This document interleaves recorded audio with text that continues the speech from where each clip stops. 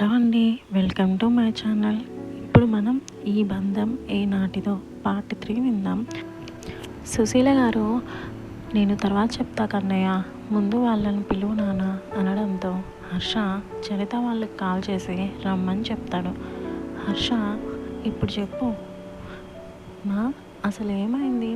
సుశీల గారు, కన్నయ్య, నీకు చరితకి వారం రోజుల్లోనే పెళ్ళి, అది మాట్లాడడానికే వాళ్ళను పిలిపించమంటున్నా అని అన్నారు. ఆ మాటతో అందరూ షాక్గా చూసుకుంటున్నారు ఒకరినొకరు, అసలు ఏం జరుగుతుందని. హర్ష వాట్ అరిచినట్టే అన్నాడు. సుశీల గారు ఇచ్చిన షాక్లో సుశీల గారును హర్షను చూసి, అవును, వారం రోజుల్లో మీ పెళ్ళి అని అన్నారు. హర్ష, వాట్ మా, అసలు నువ్వేనా మాట్లాడేది? నేను చరితను తీసుకొచ్చినప్పుడు 1 ఇయర్ తర్వాత మ్యారేజ్ చేసుకుంటానా అంటే ఒప్పుకొని, మళ్ళీ ఇప్పుడు నువ్వే 1 వీక్లో మా మ్యారేజ్ అంటున్నావేంటి అన్నాడు కొంచెం అసహనంగా.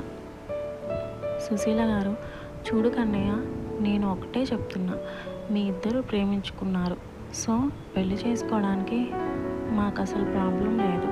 బట్ కొంచెం టైం తీసుకోవాలనుకుంటున్నారు అంతేగా, అదేదో ఇప్పుడే పెళ్లి చేసుకోండి, ఇక ప్రాబ్లం ఏంటి? హర్ష, అది కాదు మా అని ఏదో చెప్పబోతుంటే సుశీల గారు ఆగమన్నట్టుగా చేయి చూపించి మనసులో, కన్నయ్య, ఇప్పుడు కనుక నేను నిన్ను లాక్ చేయకపోతే నువ్వు అసలు ఒక్కో అని అనుకుని సుశీల గారు, చూడు కన్నయ్య, నా చేతుల మీదుగా నీ పెళ్ళి జరగాలి అనుకుంటే ఇప్పుడే చేసుకో, లేదంటే నీకు నచ్చినప్పుడు చేసుకో, నేను అసలు అడ్డు చెప్పను. విజయ్ గారు, ఏంటి సుశీల, ఏం మాట్లాడుతున్నావు నువ్వు? మొన్న నువ్వే ఒప్పుకొని ఇప్పుడు నువ్వే కాదంటున్నావు, అంతా నీ ఇష్టమేనా అన్నారు కొంచెం కోపంగా. సుశీల గారు, అది కాదండి అని ఏదో చెప్పబోతుంటే విజయ్ గారు, ఏంటి కాదు, వాడు నీకు ఇష్టం లేని పని చేయడానికి తెలిసి వాడిని ఎమోషనల్ బ్లాక్మెయిల్ చేస్తున్నావా? ఇది వాడి లైఫ్కి సంబంధించిన మ్యాటర్, ఎలాగో పెళ్లి చేసుకోవడానికి ఒప్పుకున్నాడుగా, ఇక ప్రాబ్లం ఏంటి? వాడికి నచ్చినప్పుడు చేసుకుంటున్నాడు అన్నారు కోపంగా. సుశీల గారు విజయ్ గారి మాటలకు బాధపడుతుంటే, హర్ష, ఇప్పుడు నేను ఒప్పుకోకపోతే అమ్మా నాన్నలకు గొడవ జరిగేలా ఉంది, ఎలా అయినా ఎప్పటికైనా చేసుకోవాల్సిందేగా, కనుక మా, నాకు ఇప్పుడు చేసుకోవడం ఇష్టమే, నేను మనస్ఫూర్తిగా ఒప్పుకుంటున్నాను అని చెప్పేసి పైకి వెళ్ళిపోయాడు. ఆ మాటలకు సుశీల గారు చాలా సంతోషించి, విజయ్ గారు ఇంకా కోపంగానే ఉండడంతో ఆయన దగ్గరికి వెళ్ళి, చూడండి, నేనేం చేసినా వాడి మంచి కోసమే చేస్తాను, మీకు కూడా తెలుసు, కానీ ఎందుకు అని మాత్రం ఇప్పుడు అడగండి అనేసి ఆవిడ వాళ్ళ రూమ్లోకి వెళ్ళిపోయారు. విజయ్ గారు కూడా, నిజమే కదా, సుశీల ఏం చేసినా వాడి మంచి కోసమే కదా చేస్తుంది, నేనే అనవసరంగా తొందరపడి తనని అన్ని మాటలు అనేశాను. పద్మ, అదేంటి మావయ్య, అత్తయ్య ఎందుకు ఇంత సడన్గా డెసిషన్ తీసుకున్నారు? మీరు కొంచెం స్మూత్గా అయినా అడుగుంటే చెప్పుండేవారు కదా. ప్రణయ్, హా నాన్న, అమ్మ అడగద్దు అంటే మాత్రం మీరు వదిలేస్తారా? విజయ్ గారు చిన్నగా నవ్వి, చూడు ప్రణయ్, మీ అమ్మ ఎప్పుడైనా నాకు చెప్పకుండా డెసిషన్ తీసుకుందంటే దానికి నేను ఒప్పుకోననే నాకు చెప్పదు, ఇప్పుడు కూడా నేను ఒప్పుకోననే చెప్పడం లేదు అని అన్నారు. వీళ్ళు ఇలా మాట్లాడుకుంటూ ఉండగానే బయట కారు ఆగిన శబ్దం వినపడి లోపల ఉన్న సుశీల గారు బయటికి హాల్లోకి వచ్చారు. సుశీల గారు వాళ్ళని రిసీవ్ చేసుకొని సోఫాలో కూర్చోబెట్టి ఇరు కుటుంబాలు ఒకరినొకరు ఇంట్రడ్యూస్ చేసుకున్న తర్వాత సుశీల గారు పెళ్లి గురించి చెప్తారు. చరిత నాన్నగారు సురేంద్ర గారు, అదేంటమ్మా, మరీ అంత తొందరగా ఎందుకు పెళ్లి చేయాలనుకుంటున్నారు? సుశీల గారు, ఏమనుకోకండి అన్నయ్య గారు, నా తొందర నాది, నా కోడల్ని ఎప్పుడెప్పుడు నా ఇంటికి తెచ్చుకుందామా అని, నా కన్నయ్య పెళ్ళి చూసి వాడి పిల్లల్ని చూద్దామా అని నా తొందర, కాదనకుండా ఈ పెళ్ళికి ఒప్పుకోండి. పెళ్లి పనుల గురించి ఏం ఆలోచించకండి, అన్నీ మేమే చూసుకుంటాం, మీరు జస్ట్ పెళ్లి మండపానికి మా కోడల్ని తీసుకురండి చాలు అన్నారు. నవ్వుతూ పక్కనే ఉన్న చరిత తల నిమురుతూ, సురేంద్ర గారు, అలాగే చెల్లమ్మ, మీ ఇష్టం, మీరన్నట్టే చేద్దాం, ఎంతైనా మగ పెళ్ళివారు, మేం కాదనలేము కదా అన్నారు ఆయన కూడా చిరునవ్వు చిందిస్తూ. చరిత మనసులోనే సంతోషంతో గెంతులేసుకుంటూ ఉంటుంది. ఇక అందరూ పెళ్లి పనుల్లో పడ్డారు. పెళ్ళి అలాగో వారం రోజుల్లోనే కావడంతో ఎంగేజ్మెంట్ ఏం పెట్టుకోలేదు. పెళ్లి రోజు చరిత ఫ్రెండ్స్ వెళ్ళిపోయిన తర్వాత సుశీల గారు ఏం జరిగిందో తలుచుకుంటూ ఉంటారు. ఆలోచనలో నుండి బయటకు వచ్చిన సుశీల గారు కంగారు పడుతూ ఇప్పుడు ఏం చేయాలనుకున్న ముహూర్తానికి చరితతో నా కన్నయ్య పెళ్ళి జరగకపోతే అనే ఆలోచన రాగానే ఆవిడ ఇంకా గట్టిగా ఏడవడం మొదలుపెట్టారు. ఆవిడ గుండె భయంతో చాలా వేగంగా కొట్టుకుంటుంది. మెదడు అసలు పనిచేయడం లేదు. ఆవిడ ఒక నిర్ణయానికి వచ్చిన దానికల్లా కళ్ళు తుడుచుకొని లేచి అక్కడే ఫ్రూట్స్లో ఉన్న నైఫ్ని చేతిలోకి తీసుకొని హ్యాండ్ నరం కట్ చేసుకోబోతున్నారు. అనగా ఒక గొంతు వినపడింది. ఏంటి సుశీల తల్లి, నీ కొడుకు పెళ్ళి చూడకుండానే చనిపోవాలనుకుంటున్నావా? ఆమె వెంటనే చాకు వదిలేసి స్వామీజీ అని వెనక్కు తిరుగుతారు. అవును తల్లి నేనే అని ఆవిడ దగ్గరకు వచ్చి ఏంటమ్మా ఏం కష్టం వచ్చిందని ఇలాంటి పిచ్చి ప్రయత్నం చేస్తున్నావు? సుశీల గారు ఏడుస్తూ స్వామీజీ చరిత చరిత అని మాటలు రాక ఆగిపోతుంటే ఆయన నాకు అర్థమైంది తల్లి, నువ్వేం కంగారు పడకు, నువ్వు అనుకున్నట్టే ఏం జరగదు అని ఆమె తల నిమురుతారు. కానీ స్వామీజీ చరిత లేకుండా అది ఎలా సాధ్యమవుతుంది? ఆ రోజు మీరే అన్నారు కదా అని గతాన్ని తలుచుకున్నారు. హర్ష తన ప్రేమ విషయం చెప్పిన తర్వాతి రోజు సుశీల గారు చాలా సంవత్సరాల తర్వాత వీరేంద్ర స్వామీజీ గారు హైదరాబాద్ వచ్చారని తెలిసి అందరి జాతకాలు తీసుకొని వెళ్ళారు ఆయనకు చూపించడానికి. సుశీల గారు స్వామీజీ గారి కాళ్ళు మొక్కి ఆయన ఎదురుగా కూర్చున్నారు. స్వామీజీ గారు ఏమ్మా సుశీల అంతా బాగున్నారా? సుశీల గారు మీ దయ వల్ల అంతా క్షేమంగానే ఉన్నాం స్వామీజీ. అప్పట్లో మీరు చెప్పినట్లుగానే కన్నయ్యకు ఉన్న గండాలను మీ ద్వారా తెలుసుకొని వాడిని కాపాడుకోగలిగాను. అంతా మీ వల్లనే స్వామీజీ అన్నారు ఆయనకి దండం పెట్టి. ఆయన చిన్నగా నవ్వి ఊరుకున్నారు. సుశీల గారు స్వామీజీ మీరు చాలా సంవత్సరాల తర్వాత వచ్చారు. నా పెద్ద కొడుక్కి పెళ్ళయింది, కమల పిల్లలు కూడా పుట్టారు. ఇప్పుడు అందరి జాతకాలు చూపిద్దామని తీసుకొచ్చాను అని చెప్పి అవి ఆయనకు అందించారు ఆయన అందరి జాతకాలు పరిశీలించి సుశీల గారితో అందరి జాతకాలు బాగానే ఉన్నాయి తల్లి, కానీ ఒక్క హర్ష బాబుది తప్ప. సుశీల గారు కంగారుగా ఏంటి స్వామీజీ మీరు అనేది? నా కన్నయ్య జాతకానికి ఏమైంది స్వామీజీ? ఇప్పుడు హర్ష జాతకం ప్రకారం తనకు ఒక 9 రోజుల్లో ప్రాణగండం ఉంది తల్లి. అది చాలా ప్రమాదకరం, దాని నుండి తప్పించుకోవడం చాలా కష్టం. ప్రస్తుతానికి హర్ష జాతకం అర్ధ ఆయుష్ను చూపిస్తుంది అని అన్నారు. సుశీల గారు ఆ మాటకి ఏడుస్తూ మీరేదో ఒకటి చేయండి స్వామీజీ, నా కన్నయ్య లేకుండా నేను బ్రతకలేను, దయచేసి దీనికి ఏమైనా పరిష్కారం ఉందేమో చూడండి స్వామీజీ. స్వామీజీ చూడు తల్లి, దీనికి ఖచ్చితంగా ఏదో ఒక పరిష్కారం ఉండే ఉంటుంది, నువ్వేం బాధపడుకో అని చెప్పి హర్ష జాతకాన్ని మళ్ళీ క్షుణ్ణంగా ఒకసారి పరిశీలించి చాలాసేపు హర్ష వాళ్ళ వంశానికి సంబంధించిన తాళపత్ర గ్రంథాలు తిరిగేసి సుశీల గారితో మనం అనుకున్నట్టుగానే దానికి ఒక పరిష్కారం ఉంది తల్లి, కానీ ఇది తక్కువ సమయంలో మీరు ఇది చేయగలరో లేదో అనిపిస్తుంది. సుశీల గారు ఆనందంగా లేదు స్వామీజీ, అదేంటో చెప్పండి, అది ఎంత కష్టమైనా నేను చేసి తీరుతాను. స్వామీజీ హర్ష జాతకంలో తనకు 9 రోజుల్లో గండంతో పాటు కళ్యాణ గడియలు కూడా ఉన్నాయి. అంటే తనకు మృత్యు గడియలు సమీపిస్తున్న సమయంలో, కావున ఆ సమయంలోనే హర్షబాబుకి దీర్ఘ సుమంగళి జాతకం ఉన్న అమ్మాయినిచ్చి పెళ్లి చేయాలి. సుశీల గారు అలాగే స్వామీజీ, నా కన్నయ్య ఒక అమ్మాయిని ప్రేమిస్తున్నానని చెప్పాడు, రేపే ఆ అమ్మాయి జాతకం తీసుకొచ్చి మీకు చూపిస్తాను. అలానే ఈ లోపల మరికొంతమంది అమ్మాయిల జాతకాలు కూడా తెప్పిస్తాను.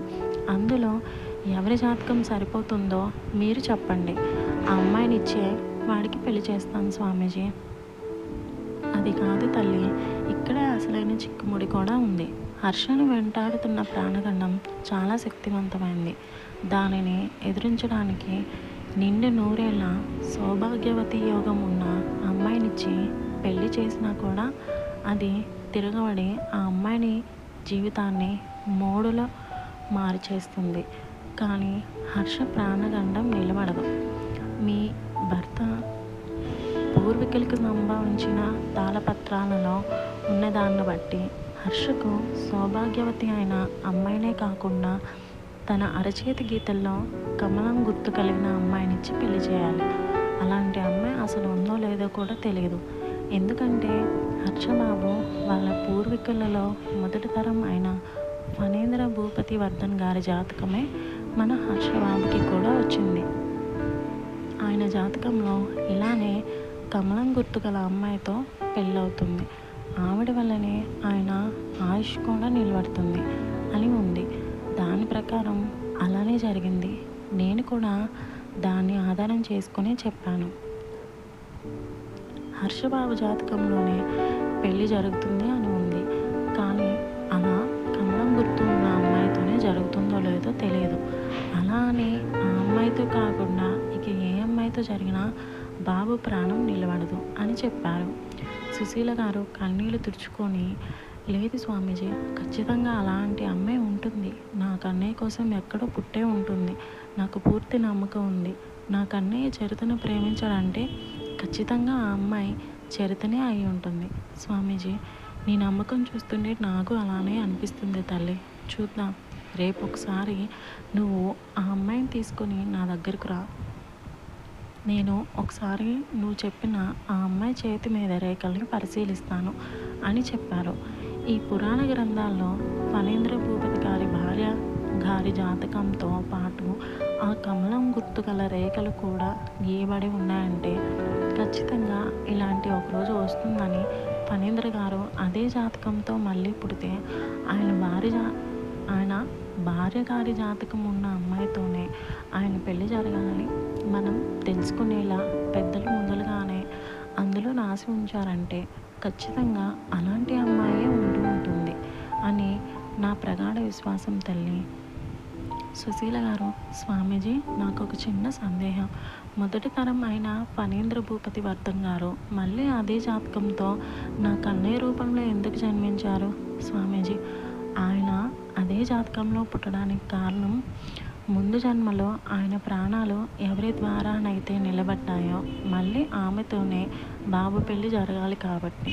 అలాగే ఇద్దరు పుట్టారంటే ముందు జన్మలో వీరిద్దరి ద్వారా జరగాల్సిన కార్యం అసంపూర్ణంగా ఆగిపోయింది కాబట్టి కావున వీరిరువురు కారణ జన్ములై మళ్ళీ జన్మించారు. సుశీల గారు, అదేం కార్యం స్వామీజీ? అదేంటి కాలమే నిర్ణయిస్తుంది. నా దగ్గర ఉన్న వాటిల్లోనే కేవలం కొద్ది సమాచారం మాత్రమే ఉంది. నాకు తెలిసి మీ భర్త పూర్వీకులు పెద్దలు వారి గత జన్మకు సంబంధించిన అసలైన తాళపత్రాలు గ్రంథాలు మీకు తెలిసేలా ఎక్కడైనా భద్రపరిచే ఉంటారని నా గట్టి నమ్మకం. అవి ఎక్కడ ఉన్నాయో త్వరగా తెలుసుకోవడానికి ప్రయత్నించు తల్లి. నాకు తెలిసి వారి పూర్వజన్మ ప్రకారమే అప్పటికి కొన్ని పరిస్థితులే కాకుండా వ్యక్తులు కూడా ఇప్పుడు కూడా ఎదురవుతారు. వాళ్ళకి ఆ వ్యక్తులు మంచివారో చెడ్డవారో మనకు తెలియదు. ఎందుకంటే మంచి పుడితే ఖచ్చితంగా చెడు కూడా పుడుతుంది. నాకు తెలిసి వారు చేయాల్సిన కార్యం అసంపూర్ణంగా ఆగిపోవడానికి గల కారణమైన వ్యక్తులు ఇప్పుడు కూడా జన్మించే ఉంటారు. కావున వారి గత జన్మ మనం ఎంత త్వరగా తెలుసుకుంటే వారికి అంత మంచిది. సుశీల గారు, స్వామీజీ చెప్పేదంతా వింటుంటే కొంచెం భయంగా ఉన్నా వారు కారణ జన్ములు కాబట్టి ఆ దేవుడే వారిని కాపాడుతారు అని వీలైనంత త్వరగా ఆ పత్రాలు అవి ఎక్కడున్నాయో తెలుసుకోవాలని అనుకొని అలానే స్వామీజీ అని ఆయన కాళ్ళకు మరొకసారి నమస్కరించి ఇంటికి వెళ్ళి చరిత గురించి హర్షను అడుగుతారు. హర్ష, చరిత స్టేట్లో ఉన్న వాళ్ళ కంపెనీ బ్రాంచ్లో ఏవో ఇష్యూస్ వచ్చాయని తను అంకుల్ ఇద్దరు స్టేట్స్కి వెళ్ళారు మా అని బదిలిచ్చాడు. దానితో సుశీల గారు, స్వామీజీ గారితో చెప్పడంతో సమస్య ఏం లేదు తల్లి, ఆ అమ్మాయిని అక్కడి నుండే ఆమె చేతి వేలి ముద్రలను ఫాక్స్లో పంపమను. తర్వాత అలానే వాళ్ళ ఇద్దరి జాతకాలను తీసుకొని రేపు ఇక్కడికి రా తల్లి అని చెప్పారు. సుశీల గారు అలాగే స్వామీజీ అని చెప్పి తర్వాతి రోజు చరిత పంపిన చేతి ముద్రలు జాతకాలు తీసుకొని స్వామీజీ దగ్గరికి వెళ్ళి, ఇదిగోండి స్వామీజీ అని ఆయనకు చేతి ముద్రలు ఇవ్వడంతో ఆయన వాటిని క్షుణ్ణంగా పరిశీలించి, నీ నమ్మకమే నిజమైన తల్లి, ఆ అమ్మాయి చేతిలో కమలం గుర్తు ఉంది, నువ్వు ఏ భయం లేకుండా హర్షబాబు పెళ్లి జరిపించవచ్చు. ఇదిగో తల్లి లగ్న పత్రిక, హర్షబాబు జాతకం ఫణీంద్ర గారితో కలిసి ఉంది కాబట్టి ఆయన పెళ్ళి ముహూర్తంలోనే వీళ్ళ పెళ్ళి జరగాలి. దాని ప్రకారమే వీళ్ళ లగ్న పత్రిక రాసించాను, తీసుకో తల్లి అని ఇచ్చి వాళ్ళిద్దరి జాతకాలను తీసుకొచ్చి నీ చేతులతో ఆ దేవుని ముందుంచి దండం పెట్టుకో తల్లి, నేను వారి జాతకాల మీద పూజ చేయిస్తాను, ఎలాంటి దోషాలు కలగకుండా పెళ్లి జరిగేలా అని అన్నారు. సుశీల గారు అలాగే స్వామీజీ అని జాతకాల దేవుని ముందుంచి కళ్ళు మూసుకొని వాళ్ళిద్దరి పెళ్ళికి ఎలాంటి ఆటంకం కలగకుండా చూడు స్వామి అని మొక్కుకొని కళ్ళు తెరిచి స్వామీజీ గారికి నమస్కరించి వెళ్ళిపోతారు ఆవిడ. అలా అక్కడి నుండి బయలుదేరిన సుశీల గారు నేరుగా ఇంటికి వచ్చి పెళ్లి విషయం చెప్తారు. ఆలోచనలో నుంచి బయటకు వచ్చిన సుశీల, చెప్పండి స్వామీజీ, చరితకు మాత్రమే చేతిలో ఆ గుర్తు ఉంది, ఇప్పుడేమో తాను ఇక్కడ లేదు, ఇప్పుడు నేనేం చేయాలి స్వామీజీ అన్నారు ఏడుస్తూనే. స్వామీజీ నువ్వేం కంగారు పడకు తల్లి, ఆ విషయం చెప్పడానికే నేను ఇక్కడికి వచ్చాను. సుశీల గారు ఏమిటి స్వామీజీ మీరు అనేది అంది కొంచెం అయోమయంగా. స్వామీజీ మొన్న నువ్వు వచ్చినప్పుడు వాళ్ళిద్దరి జాతకాలను దేవుడి దగ్గర పెట్టి వెళ్ళావు కదా, నేను ధ్యానం చేసుకుంటుండగా ఆ అమ్మాయి చరిత జాతకం గాలికి ఎగిరి నా దగ్గరకు వచ్చి పడింది. నేను దాన్ని తెరిచి చూడగా నాకెందుకో కొంచెం అనుమానం కలిగింది. ఎందుకంటే ఆ జాతకం అచ్చంగా తాళపత్రాల్లో ఉన్నట్టు ఉంది. దానితో నాకు అనుమానం కలిగింది. ఎలాగైనా ఒకేలాంటి జాతకంలో పుడతారు కానీ గ్రహస్థితిగతుల్లో కొన్ని మార్పులు ఉంటాయి. ఆ జాతకాన్ని తెరేపారా చూడగా నా అనుమానమే నిజమైందని అర్థమైంది. మనం అనుకున్నట్లుగా ఆ అమ్మాయి అసలైన అమ్మాయి కాదు. సుశీల గారు స్వామీజీ ఏమిటి మీరు చెప్పేది, నాకేం అర్థం కావడం లేదు. చరిత అసలైన అమ్మాయి కాకపోతే ఇక ఎవరై ఉంటారు, మీరు అన్నట్లుగా అసలు అలాంటి అమ్మాయి ఉందా స్వామీజీ అన్నారు ఇంకా రోధిస్తూ. స్వామీజీ నువ్వు ఏడవకు తల్లి, హర్షబాబు జాతకంలో ఖచ్చితంగా పెళ్లి జరుగుతుంది అని ఉంది. ఆ పెళ్ళి ఖచ్చితంగా ఆ గుర్తుగల అమ్మాయితోనే జరుగుతుంది. నువ్వు చూస్తూ ఉండు తల్లి, ఆ ఫణీంద్ర భూపతి వర్ధన్ గారి ప్రాణాలు ఎలా అయితే ఆయన భార్య ఆమె జాతకంలో కాపాడుకుందో, ఖచ్చితంగా ఇప్పుడు అలానే ఆ గుర్తుగల అమ్మాయి మన హర్షబాబు ప్రాణాలు కాపాడుకోవడానికి ఇక్కడికి వస్తుంది. ఆయన అలా చెప్పారో లేదో ఇలా మన హీరోయిన్ పెళ్లి మండపంలోకి అడుగు పెడుతుంది. అక్కడ పెళ్ళికొడుకు గారికి సైన్స్ ప్రకారం వెళ్ళిపోయాయి. అతని గుండె ఏదో హాయిగా కొట్టుకుంటూ ఉంటుంది. ఆ అమ్మాయి కంగారుగా లోపలికి వస్తూ అక్కడ ఉన్న బోర్డుపై నేమ్స్ కూడా చూడకుండా లోపలికి వెళ్ళిపోతుంది. పీటలపై ఇంకా పెళ్ళికొడుకు పెళ్ళికూతురు రాకపోవడంతో కొంచెం ఊపిరి పీల్చుకుంటుంది. లోపల ఉన్న సుశీల గారు నిజంగానే స్వామీజీ మీరు చెప్తుంటే నాకు నిజమే అనిపిస్తుంది, కానీ స్వామీజీ ఇంతమంది అమ్మాయిల్లో ఆ అమ్మాయిని ఎలా గుర్తించడం, మనం అందరి చేతులు చూడలేం కదా. స్వామీజీ నవ్వి అలా ఏం అవసరం లేదు తల్లి, ఈ ఇంటికి కాబోయే కోడలు, ఈ ఇంటి కోడలి అర్హత అలాగే తనకు దక్కబోయే అర్హత గల చిహ్నంతోనే నీకు కనబడుతుంది. నేను చెప్పకపోయినా నువ్వే కనిపెట్టేస్తావు చూడు తల్లి. వీళ్ళు ఇలా మాట్లాడుకుంటూ ఉండగానే మన హీరోయిన్ లోపలికి వచ్చి సుశీల గారంటే మీరేనా అని అనడంతో తల తిప్పి అవును అని చెప్పి ఆ అమ్మాయిని చూస్తారు సుశీల గారు.